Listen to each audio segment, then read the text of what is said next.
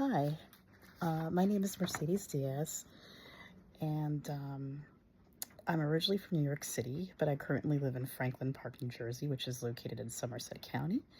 I kind of like the area I live in because I'm kind of in between um, suburban area of Route 27, but the back roads have a lot of farmland. So it's kind of like the beauty of like farm and woods and suburban area all tied in one. Um, I do work for Rutgers University. I'm a senior graduate program coordinator in the philosophy department. And as of September 1st, I've been working for the university for 24 years in three different positions, actually. How do I feel uh, it's fitting for adult education? Well, I do feel by working in academia and particularly in a doctoral program at a 4-year research institution, it's very fitting um, for a career in adult and continuing ed. Um, I would say that by having conversations with the faculty and also viewing how my doctoral students work on their studies has kind of given me a bird's eye view of what to expect um, within a program and being a student.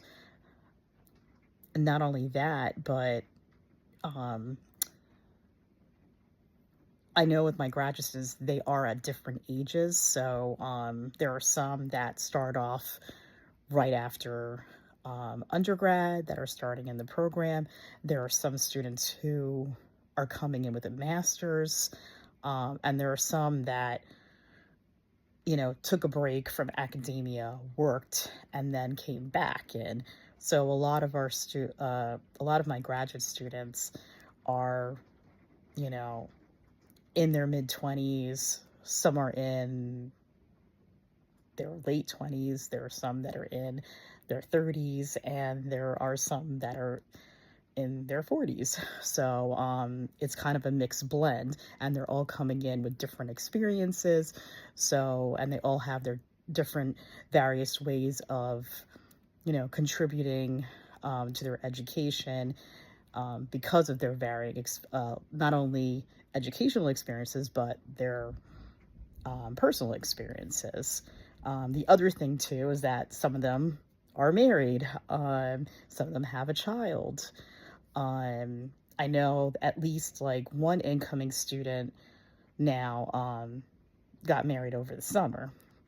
So they're all coming in with these different experiences, and as is the case with a lot of adult educators, they are ones that technically, are a little bit older, um, you know, perhaps are married and also have children and also are working as well. So, like I said, it's a mixed blend.